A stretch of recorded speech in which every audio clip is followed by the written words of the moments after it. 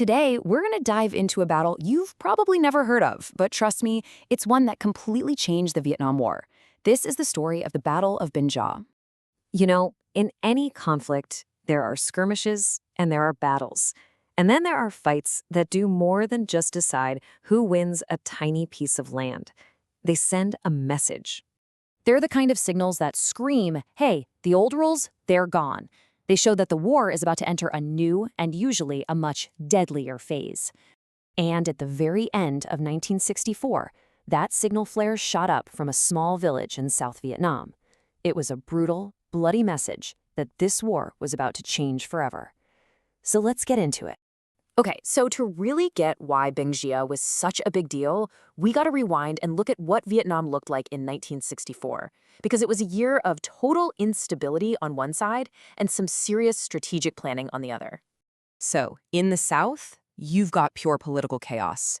After a coup the year before, the top generals were way more interested in fighting each other for power than in fighting the Viet Cong. Meanwhile, up north, they were laser-focused. They saw all this turmoil and thought, this is it. This is our chance. And they started a massive military buildup, getting ready for a huge offensive. And taking full advantage of that chaos in Saigon, the Viet Cong launched their winter-spring offensive. Now, this wasn't just a bunch of random attacks, oh no. This was a carefully calculated campaign, designed to hit the South Vietnamese army, the ARVN, as hard as possible.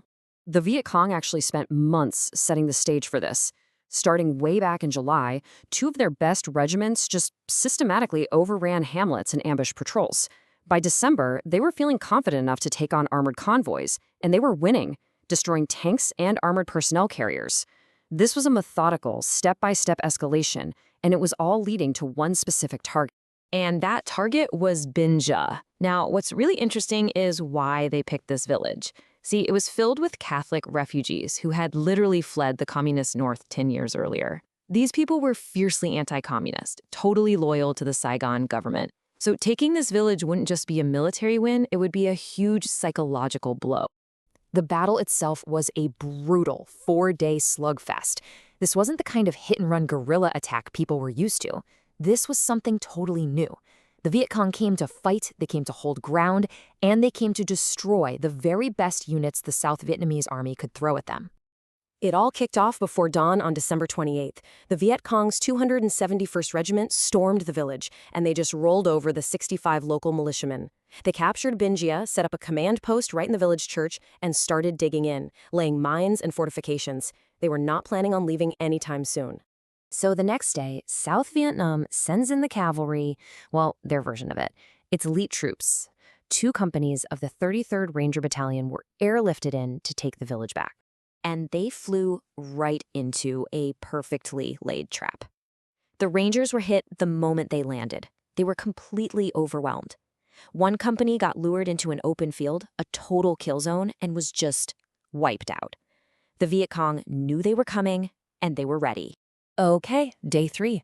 The ARVN finally manages to push back into the village, this time with the help of the 4th Marine Battalion.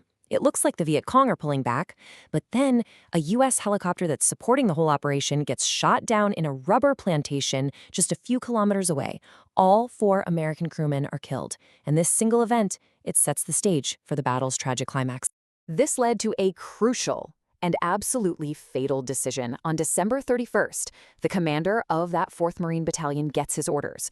Go recover the bodies of the American crew. His U.S. advisor told him it was a bad idea, but he marched his men into that same rubber plantation anyway. And just as the Marines got close to the helicopter wreckage, the Viet Cong's 271st Regiment, which had been hiding and waiting, sprung its final ambush. In the insane firefight that followed, 122 South Vietnamese Marines were killed. That included their commander, Major Nguyen Van Yeo. Just like that, one of the ARVN's absolute best battalions had been effectively destroyed. So, when the guns finally went silent on New Year's Day, the sheer scale of the defeat started to become clear.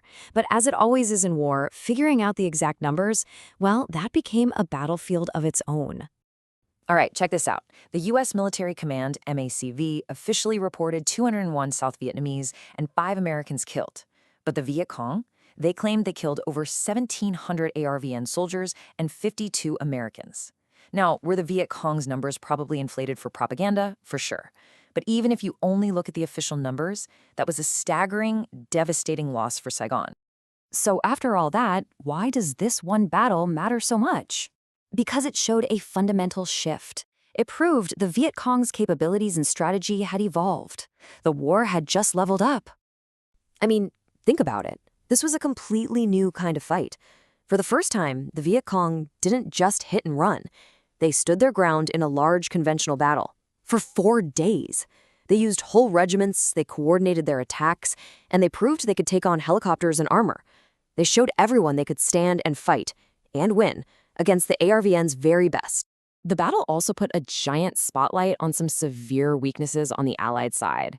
The South Vietnamese command sent its troops in piecemeal, basically feeding them right into prepared ambushes. And this is so critical. They chose to fight in an area that was outside the range of their own artillery support. They left their soldiers completely vulnerable.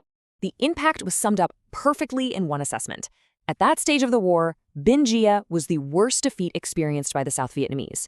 It was just a humiliating blow to their morale, and it proved that without direct, heavy American support, the South Vietnamese army was in very serious trouble. So really, the ultimate takeaway is this. Binh Gia was the wake-up call. It was a clear, undeniable signal that the enemy was shifting from a guerrilla war to a full-blown conventional one. After this, the question in Washington was no longer if the U.S. would have to intervene on a massive scale, but how and when. The road to Da Nang and the massive arrival of U.S. combat troops had just been paved with the blood shed at Binh Gia.